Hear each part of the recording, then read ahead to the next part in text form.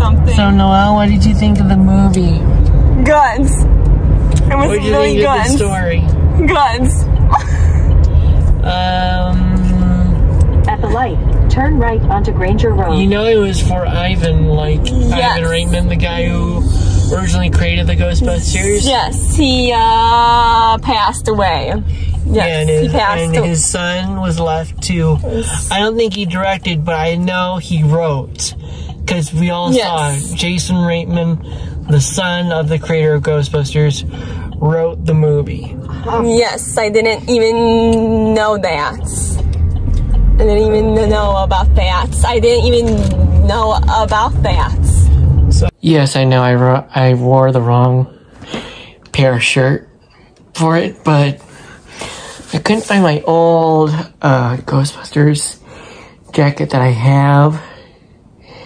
I don't know where it is. It's somewhere in my new house. But anyway, I felt like the Ghostbusters Frozen Empire was like a symbolic meaning to, you know, I mean, Jason Reitman's father, who was the original creator of the Ghostbusters, Ivan Reitman. His dad died.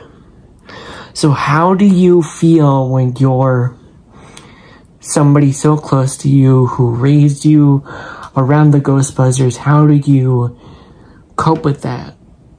And he symbolically phrased the Frozen Empire as like a meaning of losing his way to the world. You know, he probably isolated himself a lot during, you know, with the COVID pandemic and his dad passing away. I think his dad dying gave him a huge weight on isolation. So he coped the wrong way, but the right way to write a story based on, you know, losing the passing of his dad and giving the mantle of the torch to his son, leaving his son to write a new Ghostbusters movie.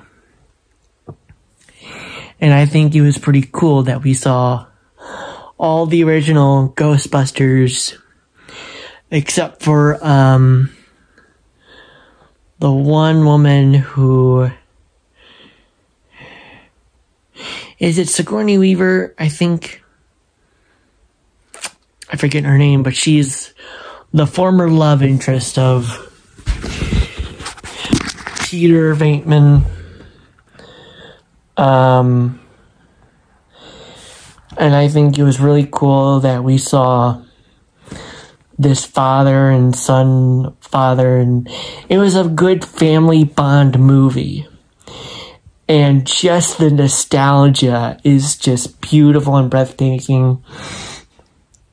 I think it was really cool that, you know, this is a new take on the supernatural lore and just witchcraft and huge supernatural phenomenon of superhuman beings and supernatural beings in our world coexisting, and just the Frozen Empire symbolically referencing that, you know, Jason lost his dad. So he just felt so cold and isolation. So it became a villain that he created, that he felt like he was doing. So him bringing almost all the Ghostbusters originally and creating a new lab. The lab was fun. I thought the lab scene was so fun and existing. I just felt like chills up and down my spine every time that's, and like in a good way. Whenever there was supernatural presence going on, it was so cool. I loved this movie. I thought this movie brought back what you know, the Ghostbusters has lost. It's lost its nostalgic touch.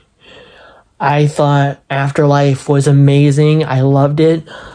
I loved this just like I loved all the other Ghostbusters movies. Honestly, except for the female one. The female one, yeah, I don't know.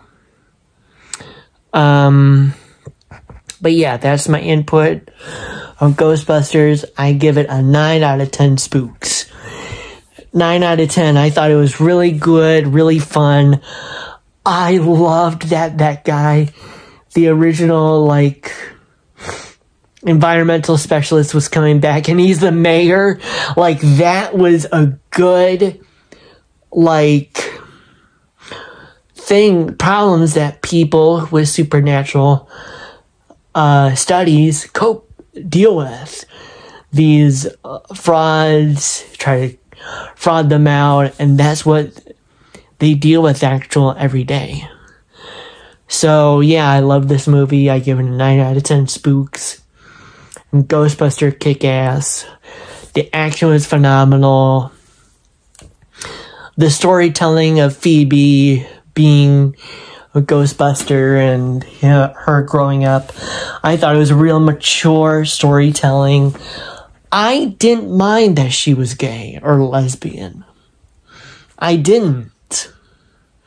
And I didn't mind that, the character tricked her and she used her, being a ghost. I thought that was pretty cool. I thought that was really neat bringing that in. Because so many times, I mean, come on, how many times have you seen the Ghostbusters? Especially Peter, hitting on a woman. How many times have we seen a Ghostbusters hit on a woman? So the fact that a female Ghostbusters hits on a ghost woman, I thought that was pretty good spin. I thought it was a good spin because you know what? That's romance in our lives right now. I love the story. I honestly didn't have any problems with Frozen Empire. I loved the whole movie. I loved the new storytelling. I loved the added elements of supernatural lore in the Ghostbusters supernatural universe. I hope they expand upon that. I hope they, I really wish that Netflix wasn't getting the Ghostbusters series. I wish it would move on to Hulu, because Hulu has this new supernatural LGBTQ story going on. It's called, I forget what it's called, but it looks really good. I want to watch it, actually. I'll put the links down in the description of what I'm talking about, alright?